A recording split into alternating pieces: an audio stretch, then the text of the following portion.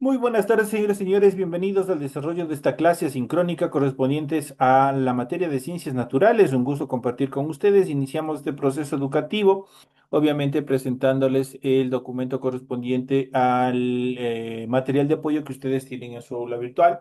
Iniciamos el desarrollo de las actividades y obviamente vamos a iniciar viendo los ciclos de la naturaleza y sus cambios. Estamos en la asignatura de ciencias naturales y vamos a ver ciencia en la vida. Vamos a ir analizando el tema número uno y vamos a ver, por ejemplo, un gato, el agua, una mesa y nosotros estamos formados del mismo tipo de átomos y moléculas. ¿Será esto verdad? ¿Será falso? ¿Será verdadero? Vamos a ver a continuación en el desarrollo de la presente clase. Para iniciar este tema, retomemos algunos conceptos que aprendimos el año pasado o el nivel pasado acerca de las propiedades de la materia y sus cambios físicos y químicos. Y vamos a ver las propiedades de la materia. Si miras a tu alrededor, encontrarás muchos materiales, por ejemplo, el metal que hace parte de la estructura de los carros o el papel del que está hecho los libros. Todos ellos tienen características que permiten diferenciarlos. Asimismo, estas propiedades definen el uso que se les dé o se les pueda dar en un determinado material. Todos los objetos que observamos están formados por materia. Un cuerpo es una porción de esta. La materia se define como todo aquello que tiene masa y ocupa un lugar en el espacio. Es la característica de la materia. Además, el volumen y la masa, la materia presenta otras propiedades como la densidad, el brillo, el color, el sabor, el olor y también la textura. En relación a las propiedades generales son aquellas que poseen todos los materiales. Son comunes en todo tipo de materia. Pueden tener cualquier valor independientemente de la clase de material del que esté hecho un objeto. Estas propiedades no nos proporcionan información sobre cómo un material se comporta frente a otro o de cómo se puede diferenciar de otros. Las propiedades generales más importantes que podemos mencionar son las siguientes. Y hemos visto que son tres. Es la masa, es el peso y el volumen. Pero ¿qué es cada una de ellas? Vamos a ir viendo a continuación cuáles son la conceptualización, el significado de cada una de estas. Cuando hablamos de la masa es la cantidad de materia que tiene un cuerpo, eso es la masa. En relación al peso, es la medida que cuantifica la atracción de la gravedad de la Tierra sobre un cuerpo. Y el volumen se define como el espacio ocupado por un cuerpo. Todo el espacio que ocupa un cuerpo, este es el volumen. En cuanto a las propiedades específicas de la materia son propias de cada material y permiten caracterizarlo, identificarlo y diferenciarlo de otros. Estas propiedades pueden ser tanto físicas como químicas. En cuanto a las propiedades físicas, son las que se pueden determinar sin que cambie la composición de un material. Entre estas propiedades se encuentran el estado físico, la densidad, el punto de ebullición, el punto de fusión y su solubilidad. Esto en cuanto a las estructuras físicas. El estado físico, el estado es el que se manifiesta o en el que se manifiesta la materia. Es muy importante porque nos posibilita describir y clasificar los materiales. Entre los objetos que a diario manipulamos hay materiales en estado sólido, en estado líquido y también en estado gaseoso.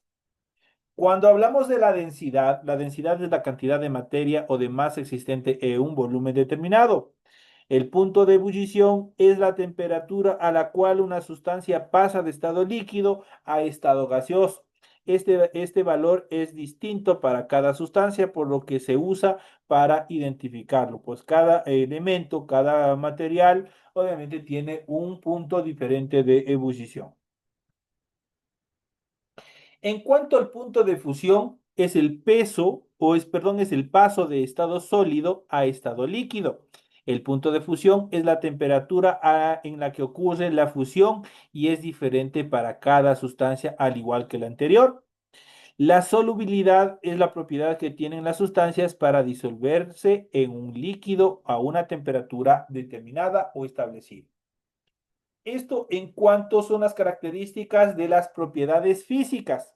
Ahora a continuación vamos a ver cuáles son las propiedades químicas. Esas propiedades determinan los cambios en la composición y de estructura de los materiales. Permiten conocer la interacción de los materiales con el medio, por ejemplo, con la electricidad, el calor, el agua, el aire y otros elementos, tanto endógenos como exógenos. Se derivan de la capacidad que tienen las sustancias para o relacionarse químicamente.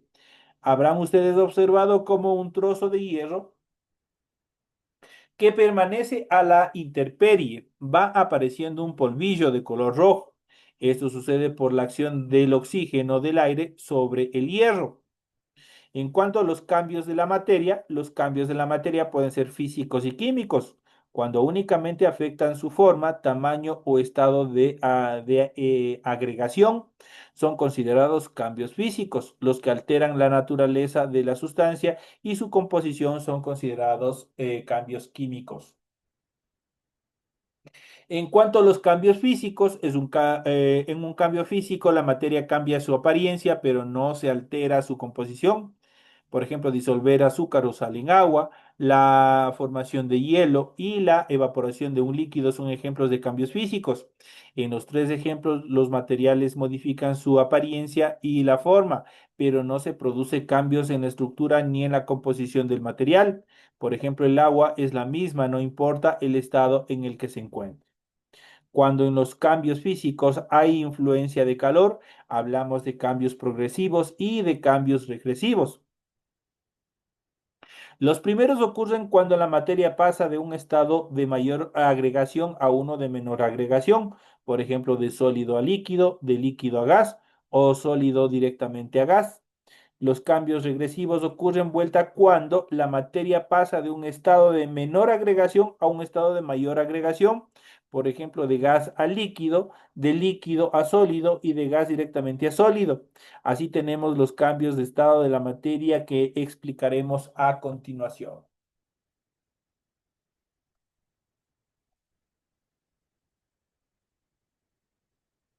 En cuanto a los cambios de estado son variaciones físicas reversibles. Esto se produce por en la energía calórica y por variación de la presión. Los cambios de estado son vaporización, fusión, condensación, solidificación y sublimación. Cuando hablamos de vaporización, es el proceso en el que el líquido pasa a estado gaseoso. Se denomina evaporación cuando se da en la superficie del líquido por absorción de calor del entorno. La evaporación es el fenómeno que ocurre cuando dejamos destapado un frasco de perfume, por ejemplo. Al cabo de un tiempo, parte del volumen del líquido se habrá evaporado o habrá desaparecido. En cuanto a la condensación, la condensación se da cuando el estado gaseoso se pasa al estado líquido y en este proceso el gas cede calor al entorno. La formación de las nubes es un ejemplo de condensación. Un fenómeno similar ocurre cuando hierves un líquido con la olla tapada. Al destaparla puedes observar que se han formado gotas de agua en la tapa, ¿no es cierto? Cuando hablamos de la fusión se aumenta o es el proceso cuando se aumenta la temperatura a un sólido, las moléculas ganan energía y cambian de estado.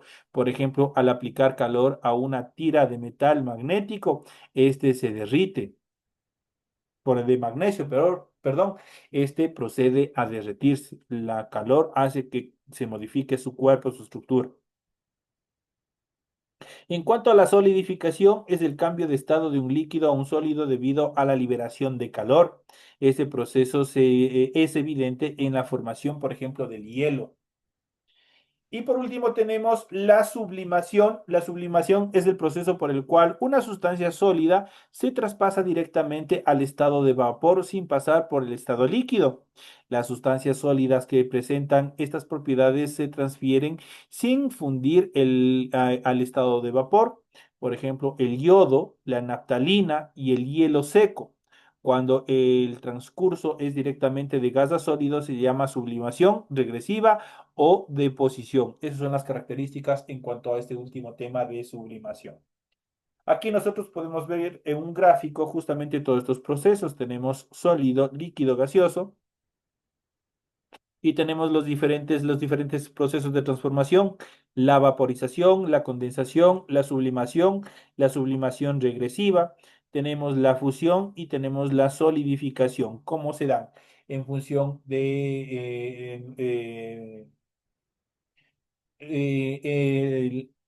en línea bidireccional. Un ejemplo de cambios físicos sucesivos lo encuentran en la elaboración de joyas de oro y de plata. Al polvo de oro se lo calienta y se le funde. A este oro fundido se lo pone en un molde de cerámica resistente al calor y al enfriarse se solidifica y adquiere así la imagen grabada en el molde. ¿Cómo crees que se elabora las pailas de bronce, por ejemplo? Es interesante ver cómo se da el proceso de formación de estos objetos que son bastante decorativos y bastante caros también en nuestro medio ambiente, en nuestro medio social.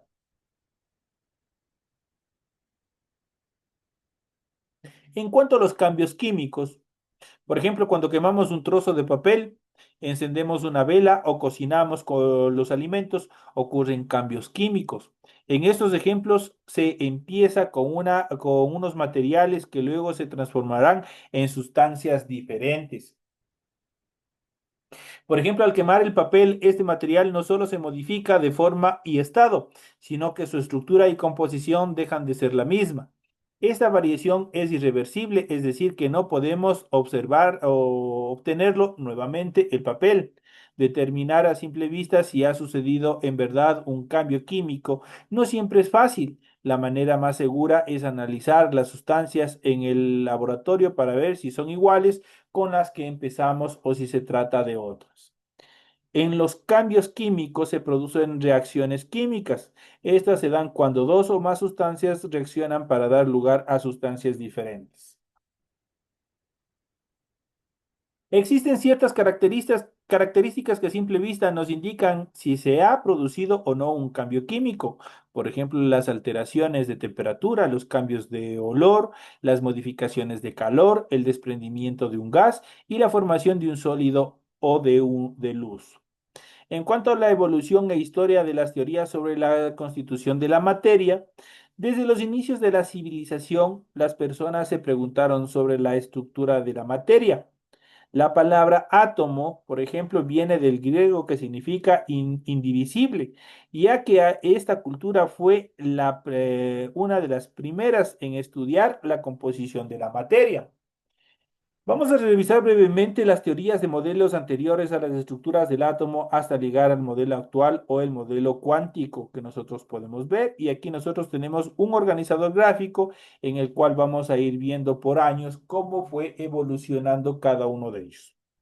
Por ejemplo, en el año 450 a.C. se determinó el modelo atómico de Demócrito.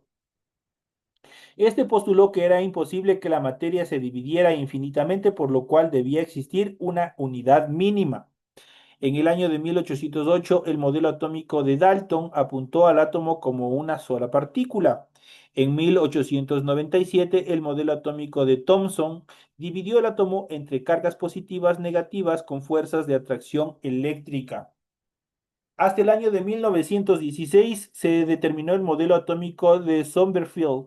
Se incluyen subniveles dentro de las estructuras del átomo de Bohr. En el año de 1913, el modelo atómico de Bohr introdujo mejoras al modelo de Rutherford, explicó cómo los electrones pueden formar órbitas alrededor del núcleo y su funcionamiento general por medio de ecuaciones. En 1911, el modelo atómico de Rutherford propuso un modelo con carga positiva y los electrones con carga negativa, realizando órbitas circulares alrededor del primero. Posteriormente añadió al neutrón. En el año de 1926, el modelo de Schrödinger o modelo cuántico es el modelo que nosotros utilizamos en la actualidad. En el año de 1932, James Chadwick Descubre el neutrón partícula que se encuentra en el núcleo y contribuye a la masa del átomo. Y por último, de los años 1960 a 1970, se determinó la evidencias experimentales han demostrado que las partículas del núcleo, como los protones y neutrones, están compuessto de quarks. Entonces, esa es prácticamente la evolución que se ha dado en cuanto a la historia del modelo atómico, cómo se han ido evolucionando también, hasta tener en la actualidad el más utilizado y el más aceptado por la comunidad científica, que es el modelo parecido a nuestro sistema solar. Tiene un núcleo y obviamente los componentes están formando diferentes órbitas alrededor del núcleo. De esta manera está conformado los átomos, obviamente, y eso estructura su cuerpo. Y todos estos temas nosotros los iremos viendo y los iremos ampliando en las siguientes clases, con los siguientes temas que iremos avanzando justamente sobre este tema interesante. A ver, desde dónde inició toda la vida, todo este proceso de materia, de energía y hacia dónde nos proyectamos. Señores y señores, de esta manera llegamos a la parte final de esta primera clase de inicio, introducción de todo este proceso educativo. Bienvenidos una vez más. Les deseo éxito y suerte en todas las actividades que ustedes ya tienen programadas en esta primera unidad. Señores y señores, bienvenidos a las clases de ciencias naturales. Bienvenidos una vez más a la unidad educativa de Benecer. Un fuerte abrazo y nos estaremos viendo hasta la próxima clase.